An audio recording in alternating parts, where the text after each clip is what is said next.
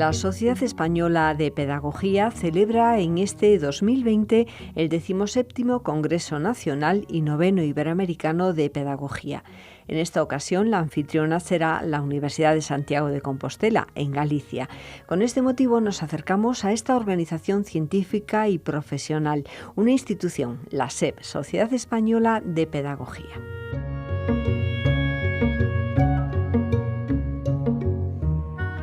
Nos acompañan Gonzalo Jover Olmeda, catedrático de Teoría de la Educación, decano de la Facultad de Educación de la Universidad Complutense de Madrid, presidente de la Sociedad Española de Pedagogía.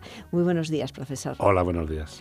Arturo Galán González, catedrático de Métodos de Investigación y Diagnóstico en Educación, decano de la Facultad de Educación de esta Universidad Nacional de Educación a Distancia. Muy buenos días, profesor. Buenos días, María José. Bueno, tenemos que decir que ha sido durante un tiempo secretario general de la Sociedad Española de Pedagogía y desde 2013, ya hace un tiempo, editor jefe de la revista Bordón, la revista de pedagogía editada por la SEP, por la Sociedad Española de Pedagogía. Nos acompaña también Ernesto López Gómez, profesor de la Facultad de Educación de la UNED, secretario general de la Sociedad Española de Pedagogía. Muy buenos días. Hola, buenos días. Bueno, y tenemos que decir además que Ernesto ha sido el gestor de que este coloquio se pueda llevar a cabo en los estudios de radio de la UNED. Si les parece, comenzamos por un apunte sobre esta institución que yo veía en la web, profesor Gonzalo Jover, que se fundó en 1949, pero creo que tiene una historia anterior y además se fundó en el seno del Consejo Superior de Investigaciones Científicas. Sí, así es. De hecho, la Sociedad Española de Pedagogía es ya una institución centenaria. Por decirlo así, la primera Sociedad Española de Pedagogía se creó en 1906. La fomentaron dos personas muy estimables del panorama pedagógico del cambio de siglo, que fueron Ezequiel Solana, fue maestro, fundador del Magisterio Español, en fin, un gran personaje, y también Victoriano Fernández Azcarza, que le ayudó en la creación de la sociedad y también de Magisterio Español. Él era maestro también, pero era doctor en ciencias físico-matemáticas y llegó, de hecho, a ser director del Observatorio Astronómico de Madrid. Y se crea, como todas las sociedades científicas que se crean por esta época, hubo creaciones similares, pues por ejemplo en Suiza, para fomentar la investigación en el campo de conocimiento correspondiente. En España, también por esta misma época, por ejemplo en 1903, creo recordar, se crea la Real Sociedad de Física y Química. Estamos en un entorno donde realmente empieza a hacerse realidad aquello que decía Peirce, que es que la investigación no es un empeño aislado, es un empeño colectivo de un grupo de gente. En el mundo, además de la pedagogía, es una época muy, muy importante. Solamente un poquito antes, 2 años antes, se había creado la Cátedra de Pedagogía Superior en el doctorado de la Facultad de Filosofía y Letras de la Universidad de Madrid, que es la primera vez que la pedagogía entra a la universidad. Entonces, digamos, en un entorno donde realmente lo que se pretende es realzar la investigación sobre los temas educativos, o sea, que la educación deje de tener la consideración de algo artesano, aquello de que cada maestrillo tiene su librillo, y empiece a ser objeto de un reconocimiento científico. Bueno, esto, digamos, es la primera historia. Después de la Guerra Civil, parte una segunda historia, en esta vez con Víctor García Hoz, que en 1949 vuelve a crear la Sociedad Española de Pedagogía. La sociedad había desaparecido, un poco con la misma intención de fomentar la investigación educativa, de promover, y también los estatutos fundacionales se dice algo muy importante, los tengo aquí. Dice que se crea para mantener vivo el espíritu de la comunidad universitaria entre los cultivadores de los estudios pedagógicos. ¿Por qué? Ya he dicho antes que la pedagogía entra en la universidad en 1904, pero realmente no es hasta los años 30 primero, donde se crean las primeras estudios de pedagogía, lo que hoy sea un equivalente a estudios de grado, en Madrid y Barcelona. Pero cuando acaba la Guerra Civil no está muy claro qué va a suceder con eso. Y hay otra vez un impulso grande por volver a introducir la pedagogía en la universidad. García Hoz entonces es la persona que lidera todo ese movimiento. Había estudiado pedagogía en los años 30 y bueno, acomete, digamos, esa tarea. Junto con otras, por ejemplo, prácticamente durante la misma época, crea en el Consejo Superior de Investigaciones Científicas el Instituto San José de Calasanz. y vincula de alguna manera las dos instituciones. De hecho, esa vinculación sigue presente hoy. El instituto ya no existe, pero la sede actual de la sociedad está en la sede del Instituto de Ciencias, del edificio de Ciencias Sociales del Consejo Superior de Investigaciones Científicas. Así que, como ves, realmente nuestra historia está se alarga muchísimo en el tiempo, ¿no?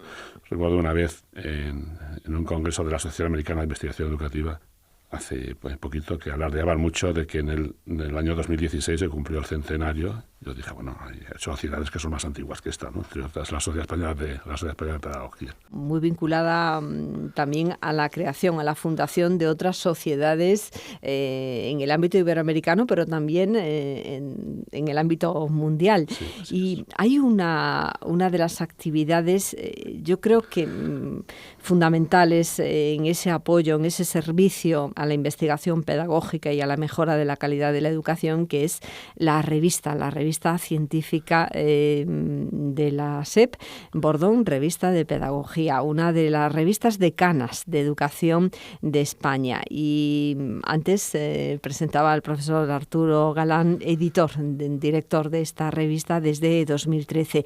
Me gustaría que nos hablase de esta emblemática publicación, profesor Galán. Bueno, pues me siento realmente muy honrado de poder dirigir esta revista como editor jefe y, como decía el profesor Jover anteriormente, es una de las revistas decanas también en el ámbito de la educación. Desde 1949 se ha publicado ininterrumpidamente y hoy la tenemos situada como una de las mejores revistas españolas, indexada en las mejores bases de datos, ¿no? Como es Scopus, donde ocupa un lugar destacado, o en la misma Web of Science, ¿no? Donde están las mejores revistas de investigación educativa a nivel internacional. Yo querría destacar, María José, para el público que nos pueda estar escuchando, el esfuerzo que se ha hecho en el campo educativo por estar a la altura en cuanto a investigación científica se refiere. Y yo creo que ciertamente hemos hecho un esfuerzo muy grande y hemos logrado avances muy significativos. De hecho, en lo referente a la evaluación de la producción investigadora de los profesores en nuestro ámbito en España, que se evalúa, como sabes, a través de los llamados sexenios de investigación, verdaderamente nos hemos puesto a la altura de otras disciplinas científicas. Y no olvidemos que las ciencias de la educación es también un ámbito científico donde se estudia con métodos rigurosos, con método científico, porque verdaderamente queremos llegar a tener evidencias sobre lo que funciona en educación. Y el papel de las revistas científicas es fundamental en este sentido y, además, al igual que hacen los médicos con la actualización profesional, yo quiero invitar a los estudiantes y futuros profesionales del ámbito de la educación, tanto en pedagogía como en magisterio como en educación social, a acostumbrarse a tener encima de la mesa, bueno, ahora diríamos en el ámbito digital, ¿no? Ya cada vez se produce menos en papel, pero tener encima de la mesa revistas científicas que sirvan de actualización profesional. Es interesante porque, como nos decía, en papel, pero también digital, de manera que se puede acceder desde cualquier parte del mundo. Después pondremos un enlace a la propia revista Bordón, Revista de Pedagogía. Bueno, hay que suscribirse para poder entrar en los artículos, pero también en otra ocasión nos comentaba el profesor Galán González que, pasado un tiempo, hay libre acceso. En realidad, la revista es prácticamente de acceso abierto. Cualquier persona puede entrar en los artículos sin estar suscrito. Es cierto que la revista tiene un embargo de un año que estamos valorando para hacerlo realmente completamente en abierto. Bueno, esto es algo que incluso los propios autores no acaban de hacerse a la idea, pero editar una revista cuesta dinero y todos los que trabajamos aquí, desde mi función como editor jefe hasta el último revisor, trabajamos gratuitamente, pero producir la revista, maquetarla, imprimirla, colocarla en las redes sociales, todo eso cuesta dinero y hasta hoy lamentablemente no tenemos un apoyo financiero desde donde debería estar, que probablemente esté en el Ministerio o en las universidades, que valoren este trabajo que se hace, esta difusión de la producción científica e inviertan para que podamos competir en igualdad de condiciones con esas grandes editoriales fundamentalmente anglosajonas, donde sí tienen un fuerte apoyo económico. Y aún así nosotros estamos compitiendo con esa inferioridad de condiciones, pero competimos a gran altura con ellos. Efectivamente, además podemos ver todos los resúmenes y todas las referencias de cada uno de los volúmenes y también de cada uno de los artículos. Otra de las actividades fundamentales, básicas de la SEP, precisamente los congresos. En principio, congresos nacionales, pero desde 2000 a esos congresos nacionales de pedagogía se unen los congresos iberoamericanos. Algo muy importante en esa filosofía que tienen ustedes, pues de compartir y sobre todo de estrechar vínculos en el ámbito iberoamericano. Me gustaría, profesor Gonzalo Jover, que nos hablase un poco de este nuevo encuentro, que además va a ser, como antes mencionaba, pues en Santiago de Compostela, ya el número 17 de los congresos nacionales que se celebran cada 4 años y además el tema, ustedes van siguiendo, y lo podemos ver en la web, pues la actualidad y sobre todo la prospectiva en las cuestiones de educación y de pedagogía. Y en este caso el lema será la educación en red, realidades diversas, horizontes comunes. Bueno, este efectivamente es ya el congreso número 17. El congreso, como bien decías, es el segundo gran pilar de la sociedad. Es la revista y el congreso, o el congreso y la revista, tanto monta tanto, ¿no? Los congresos tardan un poquito más en llegar. El primero se crea se organiza en 1959 y a partir de entonces se han hecho siempre ininterrumpidamente cada 4 años. En el año 2000, efectivamente, dentro de esa voluntad de proyección no solo nacional, sino también internacional, sobre todo con el mundo iberoamericano, algo que ya estaba previsto además en los estatutos de 1949, que he repasado antes un momentito, y visto que esto ya estaba puesto ahí, el Congreso se convierte en Congreso Nacional Iberoamericano. Algo más tarde, en el año 2010, se decide que cada 2 años se va a realizar en un país, cada 4 años alternativamente en un país iberoamericano y cada 4 años en una ciudad española.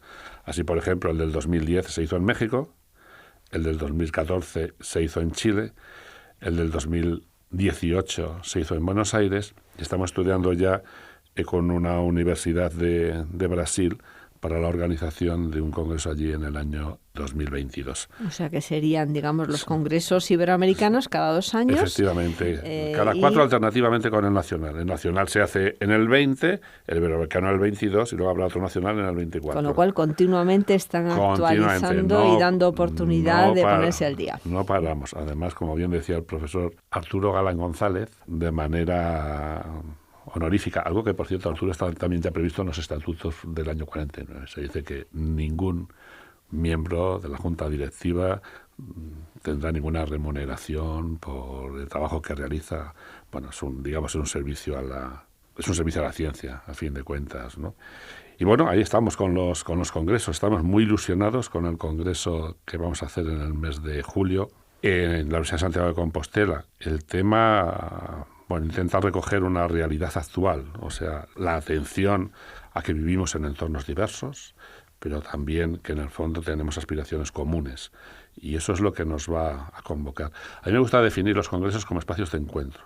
El congreso tiene una proyección de investigación, una proyección académica fundamental, pero yo creo que sobre todo los congresos, este y cualquier otro congreso, lo que vale actualmente es para que la gente entre en contacto, o sea, que tú puedas ver lo que se está haciendo sobre lo mismo que tú investigas, otros colegas de otras universidades de España o de cualquier otro sitio. Eso tiene también que ver con la estructura que va a tener este congreso, que va a ser un poquito peculiar, luego podemos hablar de eso. De todas maneras, también hemos hablado y después escucharemos una entrevista con el presidente del comité organizador que nos ha comentado pues el programa científico, Miguel Ángel Santorrego, catedrático de Teoría de la Educación en la Universidad de Santiago de Compostela. Hay más actividades, porque luego pondremos un enlace en Canal UNED a la Sociedad Española de Pedagogía, con lo cual ahí podemos ver todas las actividades. Pero pero me gustaría, Ernesto López Gómez, que nos comentase algunas de ellas, porque hay también seminarios, otro tipo de publicaciones, y recordaba al principio que Ernesto López Gómez, profesor de la Facultad de Educación de la UNED, es el secretario de la Sociedad Española de Pedagogía. Ciertamente, como señalaba el profesor Gonzalo Jover y también el profesor Arturo Galán, las dos principales actividades podríamos decir que se vertebran en torno a los congresos y a la publicación de la revista Bordón. Ahora bien, otra de las actividades principales de la sociedad es su participación como miembro fundador de la Asociación Europea de Investigación Educativa y de la Asociación Mundial de Investigación Educativa, que además celebrará este año su focal meeting en España. Y sin duda esta proyección internacional de la SEP no olvida tampoco la importancia educativa en nuestro contexto. De hecho, podría también considerarse como actividad relevante de la SEP su participación y rol clave en el impulso de la red RETINDE, la red transdisciplinar de investigación educativa. Y quizá en los últimos años otras actividades se han centrado también en colaboraciones institucionales concretas a partir de solicitudes que nos llegan para avalar algunos programas educativos o metodologías, ¿no? Y sirva como ejemplo el aval de algunos programas de Gente Maravillosa que se ha emitido en el canal de Castilla-La Mancha sobre valores de respeto y de compartir. Y otra de las actividades fundamentales, que sirve sobre todo para canalizar la información que puede ser de interés y relevante para los socios, es a través de la lista de distribución, la lista Pedagogía, que es una lista moderada en la que además los socios pueden compartir también aquella información que consideran relevante, ¿no?, para nuestro colectivo. Y en los últimos años se está impulsando la presencia de la sociedad en otros medios, en las redes sociales, especialmente en el caso de Twitter, en la cuenta Bordón SEP, que ya cuenta con más de 800 seguidores, y también en Facebook. Es relevante, sobre todo porque muchos de estos seguidores son jóvenes investigadores. Después le preguntaré precisamente por qué asociarse en una institución centenaria, como antes nos decía el profesor Gonzalo Jover. Y mencionaba la red RETINDE, la red transdisciplinar de investigación educativa. Me gustaría, profesor Gonzalo Jover, que nos hablase un poco de esta red, porque apoya directamente estos congresos y además pues la SEP juega un importante papel dentro de esta red RETINDE. Sí, de hecho la SEP fue impulsora de esta red junto con otras personas. La Sociedad Española de Pedagogía durante muchos años fue la única sociedad de investigación educativa existente en España. A partir de los años 80, también un poco como efecto de la Ley de Reforma Universitaria y la creación de las áreas de conocimiento, se empiezan a crear otras asociaciones, redes, sociedades que intentan impulsar la investigación educativa en áreas determinadas, en áreas más experimentales, en historia, en teoría, en educación social, lo que tiene que ver con la formación de los profesores. También porque el conocimiento pedagógico, a medida que avanza, se va especializando cada vez más. Y eso es una riqueza realmente que tenemos que valorar. Pero un grupo de personas, pues hace ya bastante, pues del orden de unos 10 años, pensamos que eso estaba bien, pero que deberíamos recuperar un poco también esta idea que decía antes de los congresos como un espacio, como un entorno común. Porque claro, sucede que con tanta especialización hemos perdido casi la capacidad de comunicarnos con el que se está dedicando dentro de la investigación educativa a otra cosa que no sea lo que nos dedicamos nosotros, ¿no? Pensamos que estaría muy bien poder conocer lo que se hace en otros entornos y tener una visión mucho más interdisciplinar o transdisciplinar. Y bueno, de ahí vino la creación de esto que llamamos RETINDE. El primer impulso se lo dimos con el Congreso Nacional Iberoamericano de Pedagogía del año 2016, porque pensamos, bueno, ¿por qué no lo hacemos todos juntos? Es el congreso que tradicionalmente hace la SEP, pero estaría muy bien que las demás sociedades que quieran participen. Entonces hicimos una invitación generalizada a todos los grupos, sociedades, redes que existen, y bueno, lo organizamos entre todos, y la verdad es que salió bastante bien. salió también que al final del Congreso nos volvimos a reunir y dijimos, bueno, ¿y ahora qué hacemos? Y dijimos, bueno, pues vamos a darle esto una estructura. Ahí ya se creó, de hecho esa estructura se está dando ahora, se buscó un nombre en primer lugar, hicimos un logo, una página web, porque hoy si no estás en internet no existes, un pequeño grupo que está trabajando ahora para dotarle a esto de cierto carácter más institucional. Y bueno, vamos haciendo cosas. Con ocasión de cada congreso, de cada una de estas redes, Retiende hace alguna cosa. Pues en los congresos de IDIPE, por ejemplo, da un premio a la investigación joven. Bueno, vamos haciendo cosas. Pero sí creemos que es importante que tengamos un espacio, una estructura por lo menos, donde todas las personas que nos dedicamos a investigación educativa en España podamos encontrarnos de vez en cuando. Bueno, en España y en Iberoamérica, porque sí, vemos cierto, ahí asociaciones sí. Y también de otras partes del mundo en esa red transdisciplinar de investigación educativa, Retinde. Y bueno, le estaba escuchando y bueno, vamos a recordar que precisamente hace 4 años pues el Congreso se celebró en la Universidad Complutense de Madrid. Ustedes, profesor Gonzalo Jover, pues han sido los anfitriones. En aquel momento, además, el tema era democracia y educación en el siglo XXI. Ahora nos hablan de la educación en red, realidades diversas, horizontes comunes. Y enlazando un poco todos estos temas, después en la entrevista con el presidente del comité organizador hablaremos de las líneas principales del Congreso que de alguna manera desglosan este lema y también de los conferenciantes principales y los grandes temas. Recordaba también que el próximo monográfico de la revista Bordón, porque además de las misceláneas, pues también tienen ustedes monográficos que van siguiendo esos temas principales. Y va a ser precisamente sobre neurociencia, profesor Arturo Galán González. Pues sí, en este caso neurociencia educativa o neurociencia y educación. Y como decíamos antes, una de las misiones de Bordón es poner los temas candentes de investigación encima de la mesa y los avances que se han producido en los últimos tiempos. Y no cabe duda que, como decíamos antes también, la idea que tenemos los investigadores de generar evidencia sobre lo que funciona en educación es un punto importante para nosotros.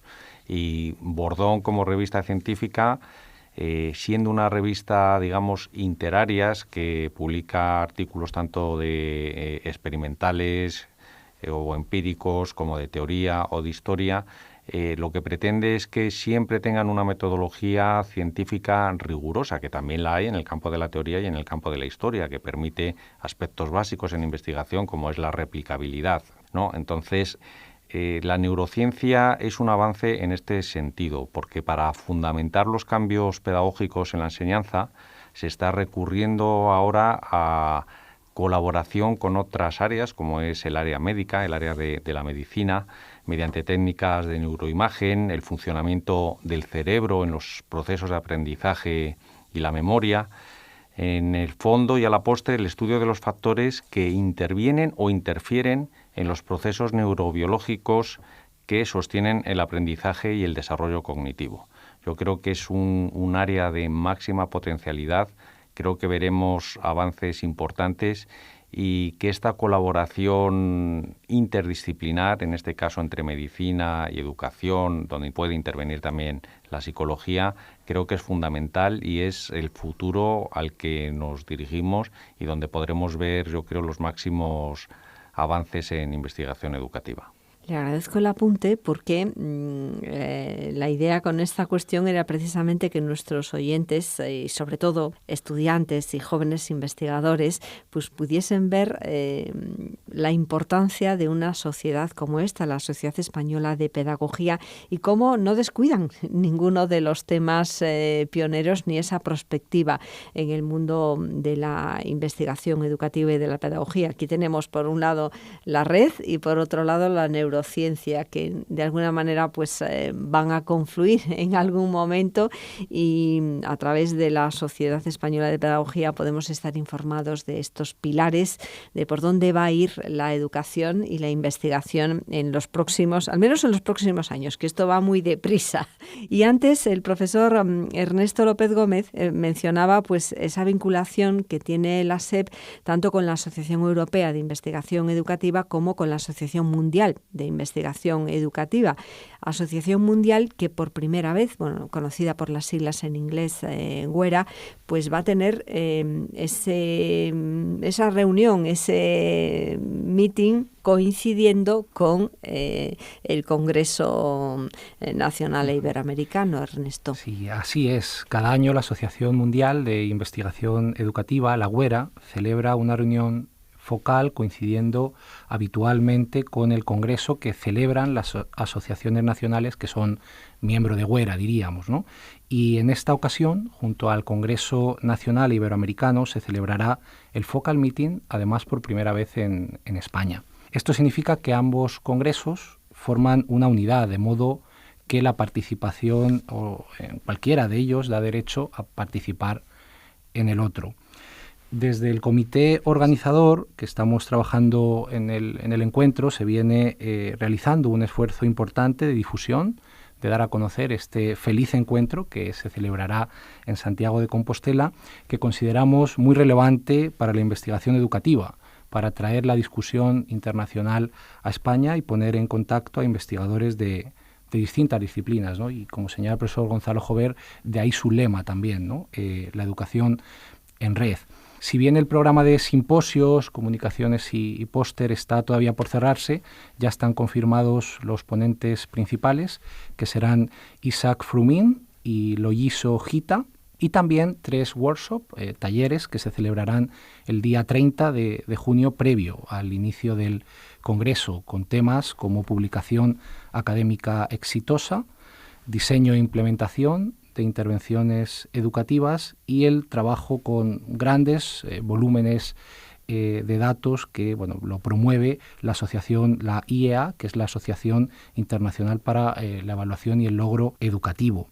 Y volviendo al tema de los jóvenes investigadores, otro aspecto importante de este Focal Meeting es la red de doctorandos e investigadores emergentes, DEC, por sus siglas en inglés, cuyas actividades serán también relevantes para establecer contacto entre ellos y con investigadores senior en el campo de la educación. Y más detalles también remitimos a la web específica que puede consultar, wera-compostela.com, y por supuesto el Twitter de la sociedad Bordón SEP, en la que se informa sobre detalles, fechas importantes, novedades y avance del programa.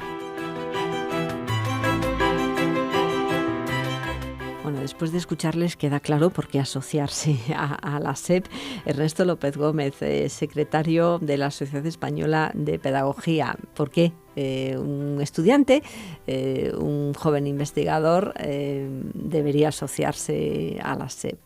Yo creo que sería, pues 2 motivos fundamentales. En mi caso, me asocié justamente, por hablar de mi referencia personal, en 2011, cuando había terminado recientemente los estudios de pedagogía y me involucraba en el doctorado, ¿no? Los estudios de doctorado. Y creo que ahí, recogiendo también la reflexión que compartía el profesor Arturo Galán, es importante que los que pretendemos dedicarnos a la investigación educativa estemos al día de lo que sucede en el panorama nacional e internacional. Y la SEP creo que realmente es un buen escenario y contexto para ello. Y pues tras todos estos años de asociado, así lo he constatado. A través de la participación en los congresos, a través también del acceso y pues de los beneficios propios como socio a Bordón y de las actividades que se pueden ir pues desarrollando en este sentido, ¿no?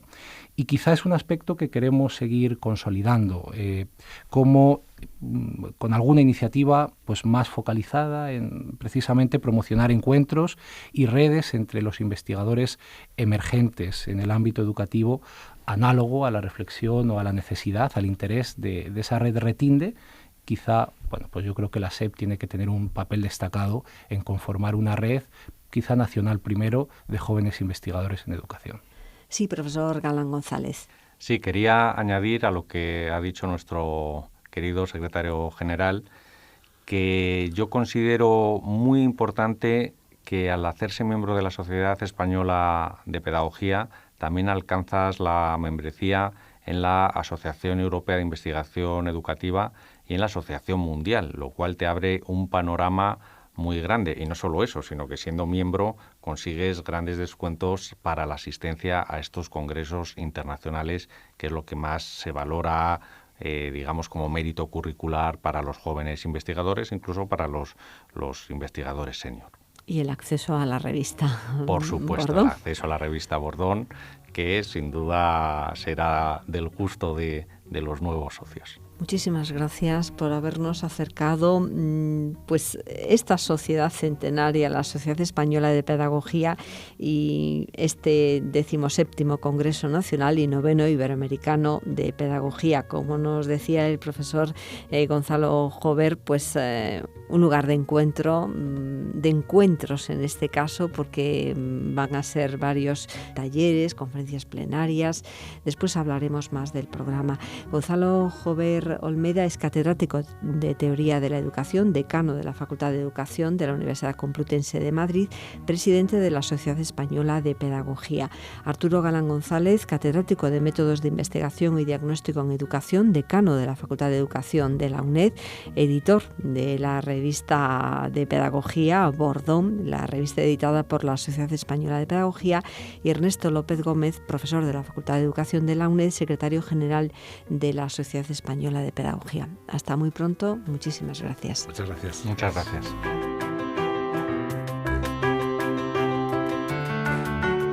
Sociedad Española de Pedagogía. Esta es su dirección en internet, sepedagogía.es. sepedagogía.es. En Canal UNED, junto al podcast de este coloquio, pondremos un enlace a la SEP y al próximo Congreso Nacional e Iberoamericano de Pedagogía, que se celebrará en Santiago de Compostela del 1 al 3 de julio. Canal.uned.es, con enlaces de interés sobre los temas propuestos.